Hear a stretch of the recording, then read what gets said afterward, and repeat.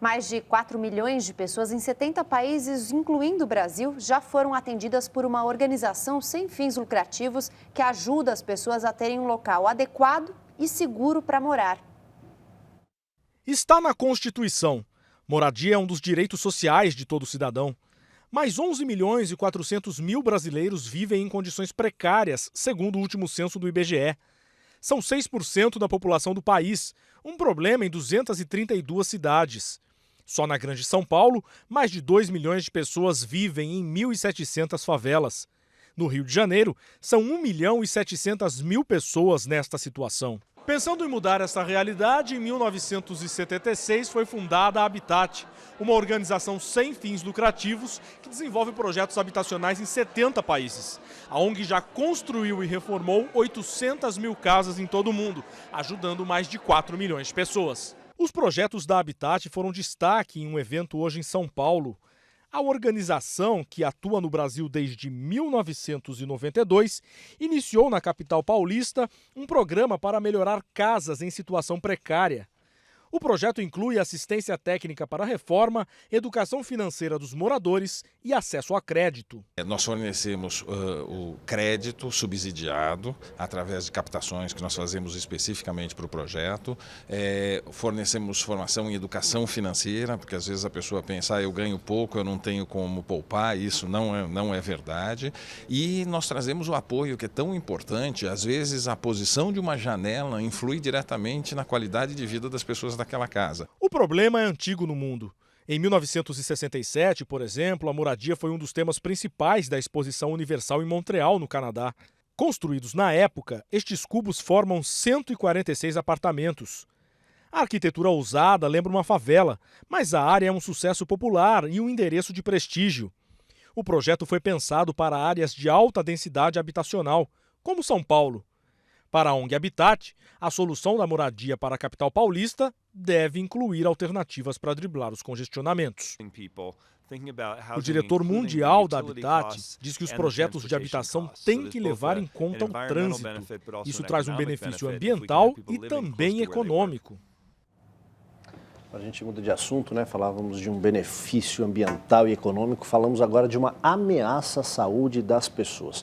Em diversas ruas de São Paulo estão sendo vendidos aparelhos dentários falsificados, utilizados por crianças e jovens, veja só, como enfeites. Esses aparelhos, feitos de material inadequado, prejudicam a arcada dentária e podem causar sérios danos à saúde. Quem tem mais informações sobre esse assunto é a repórter Adriana Cimino. Boa tarde, Adriana. Boa tarde, Aldo. Boa tarde a todos. Essa prática ilegal tem sido combatida pelo Conselho Regional de Odontologia de São Paulo desde o ano passado. Agora está sendo realizado um encontro aqui na sede do Conselho, na Avenida Paulista, na cidade de São Paulo, um encontro com 70 lojistas do estado para alertar e tentar coibir essa prática. A gente vai conversar agora com o Marco Antônio Manfredini, que é secretário-geral do Conselho Regional de Odontologia de São Paulo, que vai contar para a gente quais medidas estão sendo tomadas para tentar tornar obrigatória a apresentação do registro na hora da compra desses produtos. Boa tarde, Marco. Boa tarde. Na realidade, o Conselho Regional de Odontologia de São Paulo está deflagrando, desde a semana passada, uma campanha que se chama Sorriso Colorido. Nossa principal preocupação é alertar a população de que a utilização de aparelhos ortodônticos sem ter uma indicação de um profissional cirurgião dentista pode trazer graves riscos à população. Nós temos deflagrado um conjunto de ações envolvendo as instituições, organismos de vigilância sanitária, tanto da esfera federal. Desde julho do ano passado, nós oficiamos a Anvisa, Agência Nacional de Vigilância Sanitária, solicitando providências para inibir esse tipo de comercialização. Também aqui, junto à Prefeitura de São Paulo, tanto na área da saúde como na área das subprefeituras, para inibir a comercialização no comércio ambulante, e estamos realizando uma reunião com todas as lojas dentais, que são as lojas que fazem a comercialização desse tipo de produto, orientando para que esse produto seja efetivamente vendido só apenas sob prescrição do cirurgião dentista. Tá ótimo, obrigada pelas suas informações, doutor Marcos. Os principais produtos que são vendidos ilegalmente são fios e ligaduras de borracha. Eles são encontrados nas ruas e também na internet, viu, Aldo? Mas não pode comprar não sem ter um registro no CRO.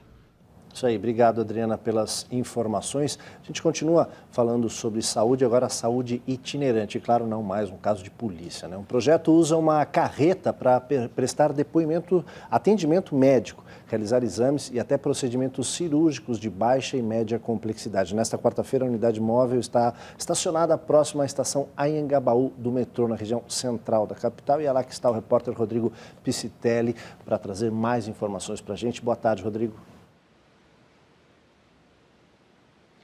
Boa tarde, Aldo. Boa tarde a todos. Nós estamos na região central de São Paulo e nós viemos até aqui para conhecer o projeto Hora Certa Móvel. É uma iniciativa do Centro de Integração de Educação e Saúde em parceria com a Prefeitura de São Paulo.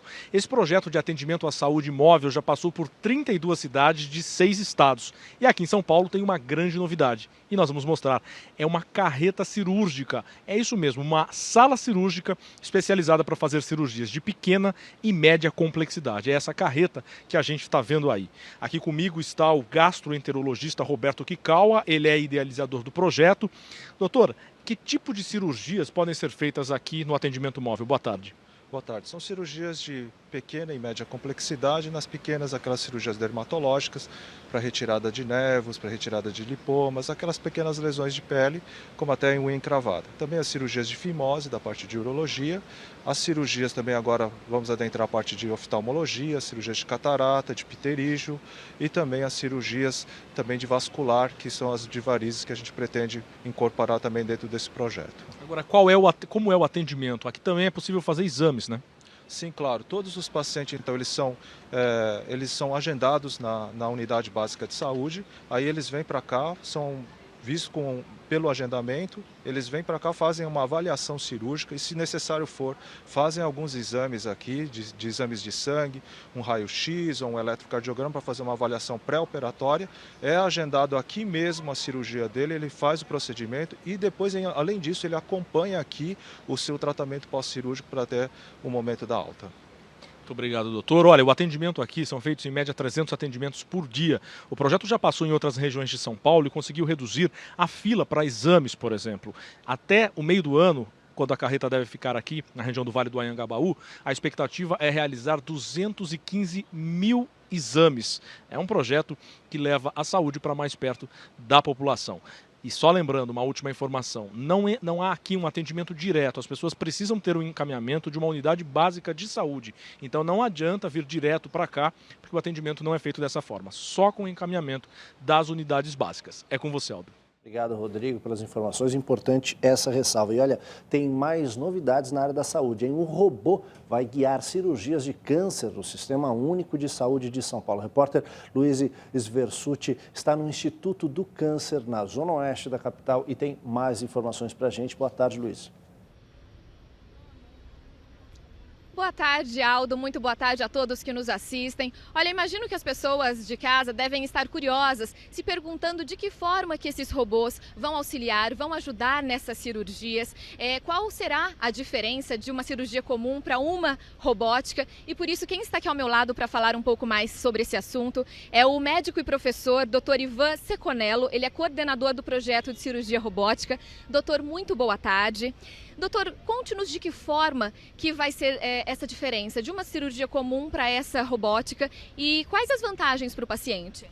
Então, em primeiro lugar, queria dizer que esse é um projeto conjunto da Secretaria de Estado da Saúde, da Secretaria de Ciência e Tecnologia do Ministério da Saúde e visa determinar o valor da cirurgia robótica para o SUS. Então, nós sabemos algumas coisas, a impressão inicial é que é muito bom. Entretanto, nós demoraremos ainda um pouco de tempo para saber o valor em cada procedimento cirúrgico, se por via aberta, laparoscópica ou por robótica, qual a melhor forma de tratamento. A experiência inicial é alvissareira para o robô, embora nós já estamos vislumbrando que ele é mais caro. E este será o grande problema do SUS, que é sempre a inclusão de tecnologias novas para o tratamento dos seus pacientes. E a precisão dele é bem melhor? A precisão é bem melhor, é bem maior. Existe um aumento da visão, ela é visão de 3 campos, ela tira o tremor da mão do cirurgião. o cirurgião opera sozinho, ao lado do paciente, ele não precisa estar paramentado como numa cirurgia normal, ele cansa muito menos, ele pode fazer um procedimento mais longo, não é? E ele tem também os seus benefícios para o paciente, que provavelmente será a segurança das suturas e dos procedimentos internamente. Obviamente, há procedimentos que são necessários para a segurança, a necessidade de treinamento, é um novo conceito cirúrgico, muda a cabeça do cirurgião e nós precisamos estar preparados para isso. Nem tudo é fácil ainda, não é? Excelente, muito obrigada pelas suas informações, doutor. Eu volto com vocês ao estúdio. Obrigado, Luiz, pelas informações. Gabriela. Já que a gente está falando de saúde, a gente fala da falta de médicos e do programa Mais Médicos. O governo brasileiro vai tentar convencer Cuba a aumentar o valor repassado aos profissionais que trabalham no programa Mais Médicos. É uma tentativa de conter as deserções que vêm sendo registradas. Nos últimos dias, mais 10 cubanos se mostraram interessados em abandonar o programa. Atualmente, os médicos cubanos recebem R$ 960 por mês. A diferença, ou seja, R$ 9.040, vai para o governo de Cuba. Já os demais médicos inscritos no programa, sejam brasileiros ou de outros países da América Latina, recebem R$ 10.000. Agora o governo brasileiro espera convencer Cuba a aumentar o repasse para R$ 2.400. E ainda assim, outros R$ 7.600 ficariam para o governo cubano. Com esse aumento, o Ministério da Saúde espera conter as fugas do programa. Em apenas uma semana, 10 cubanos procuraram a Associação Médica Brasileira em Brasília em busca de informações sobre como deixar o Mais Médicos. Mas eles temem a punição criada para aqueles que desistem. Uma delas prevê a cassação do registro profissional, mas eles também podem ser obrigados a devolver parte do dinheiro recebido. O governador de Alagoas, Teotônio Vilela Filho, força aproximação com a presidente Dilma Rousseff e a convida para um banho de mar, de biquíni, nas praias de Maceió. Interessado em atrair investimentos do governo federal para Alagoas, o governador Teotônio Vilela Filho aproveitou a passagem da presidente Dilma por Maceió e deixou o protocolo de lado. Disse que na próxima visita ao estado, a presidente deveria pôr um biquíni na mala e tomar um banho de mar nas águas alagoanas. Dilma respondeu prontamente, dizendo que tudo o que ela queria na vida seria pegar um biquíni ou um maiô e entrar no mar. Infelizmente, governador, eu não posso, porque eu não sou o presidente, eu estou o presidente. Então, tenho que exercer a minha função 24 horas por dia.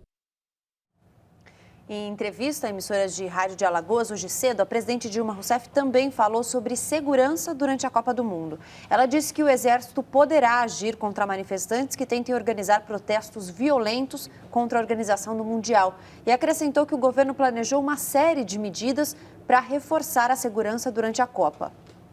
Jovem brasileiro ganha prêmio internacional na área de produção de audiovisual, games e aplicativos. A empresa de Marcos Ferreira, a Mob Content, inventa novas formas de contar histórias e distribuir conteúdos para televisão, internet e para as operadoras de celular. Quem disse que tecnologia não é coisa de brasileiro? Aos 32 anos, Marcos Ferreira mostra a que veio a nova geração de empreendedores do país. O faro para a inovação começou cedo. Em 2001, Marcos Ferreira criou uma das primeiras webs TVs do Brasil, quando ainda estudava rádio e TV na Universidade Federal do Rio de Janeiro. Mas esse foi só o começo. 2 anos após se formar, Marcos já abria sua própria produtora. Hoje, a Mob Content produz e distribui conteúdo para diferentes plataformas. Além do foco em projetos transmídia, Marcos procura dialogar com os problemas da cidade. Para ele, hoje o Brasil vive um momento de oportunidades dentro e fora do país. Eu acho que a gente tem que ter um pouco desse papel de embaixador do país. Mas Marcos não está sozinho por aqui. Durante 3 dias, empreendedores de todo o país se reuniram no Rio de Janeiro para promover soluções digitais criativas para os problemas da cidade. A versão brasileira do evento, chamado Culture Shift, criado pela British Council, ganhou o nome de Gambiarra Tech. Esse nome foi uma grande provocação. Na verdade, pelo nome, a gente está unindo aí a capacidade de improvisação brasileira e de resolução de problemas com recursos, com a aplicação da tecnologia. Entre as ideias, um medidor de umidade em árvores para constranger aqueles que fazem xixi na rua durante o carnaval. Outra iniciativa cria um mecanismo de avaliação de taxistas E o projeto vencedor prevê um sistema em que o usuário de transporte público avisa quando chega e sai do ponto de ônibus. O objetivo é obter dados sobre o transporte público, como tempo de espera e mapeamento do usuário. O projeto vencedor ele ganhou R$5.000 para seguir adiante com o projeto. As pessoas podem até achar que R$5.000 não é muito, mas na verdade ele está muito alinhado ao conceito do projeto. Então cada vez menos você precisa de recursos abundantes para testar uma ideia no mercado. A Justiça Federal aceitou denúncia do Ministério Público e abriu processo contra 11 acusados de envolvimento no esquema de pagamento de propina a agentes públicos de São Paulo pela empresa francesa Alstom. Entre 1998 e 2002, a Alstom teria pago R$23 milhões aos 11 acusados para alterar um contrato de fornecimento de equipamentos para o sistema elétrico do Estado. São réus no caso o ex-presidente e um diretor da EPTE, a empresa paulista de transmissão de energia, 3 executivos da Alstom, um executivo de outra empresa que participou do negócio, além de 3 consultores e 3 intermediários. Eles vão responder por corrupção ativa e passiva e lavagem de dinheiro. Na época da assinatura do novo contrato, o secretário de Energia do Estado era André Matarazzo, atual vereador do PSDB em São Paulo. Matarazzo, que ficou no cargo apenas 6 meses, foi investigado junto com os outros, mas ficou fora do processo porque não foram encontradas provas contra ele. O fato é que o assunto era da diretoria da empresa. Apesar da falta de provas, a Justiça Federal aceitou o pedido do Ministério Público para abrir um novo inquérito contra o vereador. Olha, e sobre esse assunto, o juiz Marcelo Cavalli rejeitou os argumentos da defesa, que diz que o inquérito não tem um fato determinado para apurar e que submete André Matarazzo a grau de constrangimento em época de proximidade das eleições. Chefe da quadrilha de fiscais que fraudava a cobrança de ISS na Prefeitura de São Paulo é suspeito de ter alterado uma licitação na atual gestão da Secretaria Municipal de Transportes. Segundo reportagem do jornal Estado de São Paulo, o Ministério Público Estadual investiga se Ronilson Bezerra da Silva atuou para que uma empresa não fosse desclassificada de uma licitação da Secretaria de Transportes da Prefeitura de São Paulo. Uma testemunha protegida disse aos promotores que a participação da empresa era de interesse do atual secretário municipal adjunto de Transportes, José Evaldo Gonçalo, que teria pedido ajuda a Ronilson Bezerra. A empresa conseguiu participar e ganhou um lote na licitação. O secretário adjunto passou a ser investigado também pelo Ministério Público. Vamos agora para as informações sobre o tempo em São Paulo e no Brasil. Na diária, a gente continua com temperaturas mais amenas. Boa tarde. Boa tarde. Por enquanto, não há previsão para tanto calor aqui. A temperatura vai ficar em elevação. Hoje, uma sensação térmica mais amena, com máxima em torno dos 27 graus aqui na capital paulista. Nos próximos dias, o calor aumenta um pouquinho, especialmente no final de semana. Tem previsão aí para máximas próximas a 30 graus, mas não é todo aquele calorão que foi registrado entre janeiro e o início de fevereiro. Além disso, a partir de amanhã, voltam a ocorrer pancadas de chuva no final da tarde, aquelas pancadas de chuva mais típicas da estação. Por enquanto, as nuvens mais carregadas seguem concentradas entre o centro-oeste e norte do Brasil. Vem chovendo muito na região norte. Os rios estão com os níveis acima do normal e também chove muito entre os estados do Maranhão, Piauí e algumas áreas do estado de Mato Grosso e Goiás. Hoje a previsão ainda é de tempo bastante instável. Nesta área mais escura do mapa, o tempo fica encoberto e com chuva a qualquer momento do dia, especialmente aqui entre Goiás e o sul e leste do Pará. Nas demais áreas, previsão de chuva um pouco mais isolada. Tem previsão para chuva isolada entre o sul de Mato Grosso do Sul até o Espírito Santo e em grande parte do Nordeste. No Nordeste, a chuva está ganhando mais força e vem recuperando bem aí o nível dos reservatórios, especialmente no centro e norte da região. Na região sul, volta a chover lá no oeste do Rio Grande do Sul devido a uma intensa área de instabilidade que se forma sobre a Argentina. Essa área de instabilidade deve trazer muitos temporais para a região sul a partir da quinta-feira. No interior da região, assim também como em grande parte de São Paulo, previsão de tempo seco, ensolarado e temperaturas em elevação. Hoje teremos já calor lá na região sul, com máxima de 31 graus em Porto Alegre. Aqui na capital paulista, temperatura mais amena na casa dos 27 graus e temperatura baixa também nesta área, onde tem previsão para chuva mais persistente. Em Brasília, a máxima hoje não passa dos 26 graus. Milhares de pequenos, médio e microempresários italianos estão nas ruas de Roma para protestar. Eles reclamam das dificuldades para manter uma empresa no país, com destaque para a carga tributária italiana. Segundo os ativistas, o caminhão com carvão também continha material nuclear. O Greenpeace pressiona o governo francês para encontrar fontes de energia renováveis. O assunto será um dos temas do encontro entre Hollande e Merkel. 12 ativistas foram detidos pela polícia que cercou o Palácio Presidencial. Nós somos tolerantes com os gays, porque não os executamos, apenas os condenamos à prisão perpétua. A frase é do ministro da Ética de Uganda, que defende a assinatura de uma lei que pune os homossexuais com um encarceramento por toda a vida. E ele foi além. Disse ainda que ser homossexual é como uma dependência química e que o país quer fazer dessas pessoas seres humanos melhores. 36 países da África proíbem relações entre pessoas do mesmo sexo. O presidente Barack Obama é símbolo de poder e virilidade. Pelo menos é o que sugerem os contrabandistas de Viagra no Paquistão, que estampam a cara do líder americano nas caixas do medicamento vendido ilegalmente no país. Algumas das pílulas azuis imitam a fórmula do Viagra original, mas outras são feitas a partir de compostos desconhecidos e chegam ao país pela fronteira com o Afeganistão. Em visita à Arábia Saudita, o príncipe Charles do Reino Unido não fez desfeita aos donos da casa. Aceitou o convite para se vestir com roupas tradicionais do país e mostrou todo o jogo de cintura britânico ao participar de uma dança típica árabe. Ao lado da família real saudita, o príncipe Charles, com a espada em punho, acompanhou os passos que celebram um festival local. Na verdade, agora a gente mostrou as notícias internacionais. A primeira que você viu foi um protesto do Greenpeace, que despejou toneladas de carvão na frente do Palácio do Elyseu, que é a sede do governo francês em Paris. Agora sim a gente mostra o protesto dos milhares de pequenos, médio e microempresários italianos que reclamam das dificuldades para manter uma empresa no país, principalmente da carga tributária. Olha só.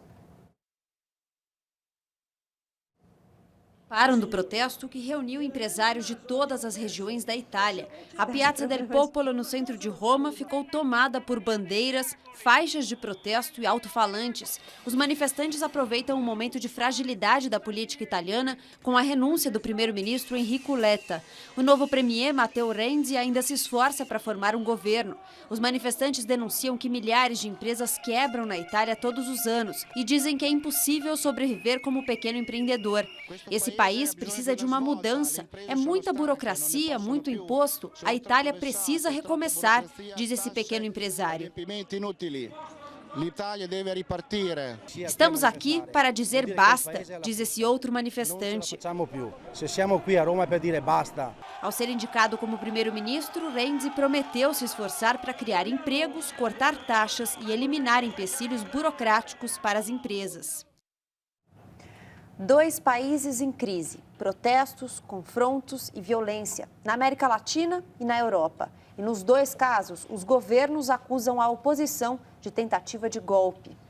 A gente está falando da Venezuela e da Ucrânia, que vivem momentos de tensão e sofrem pressão internacional depois da morte de mais manifestantes. Mas nos 2 casos, os protestos prometem continuar. Na Ucrânia, a escalada de violência veio depois de 3 semanas de relativa trégua. Os manifestantes romperam o cerco policial ao parlamento para pressionar a aprovação de mudanças na Constituição que reduziam os poderes do presidente. Depois que os parlamentares da oposição não conseguiram votar, a tensão aumentou. Policiais invadiram os acampamentos montados na Praça da Independência, centro dos protestos, e os manifestantes reagiram com ataques. Ônibus incendiados, barricadas em chamas, quebra-quebra. No dia mais sangrento desde o início das manifestações, pelo menos 25 pessoas morreram. Um vídeo captou o momento exato em que um manifestante é alvejado por um policial.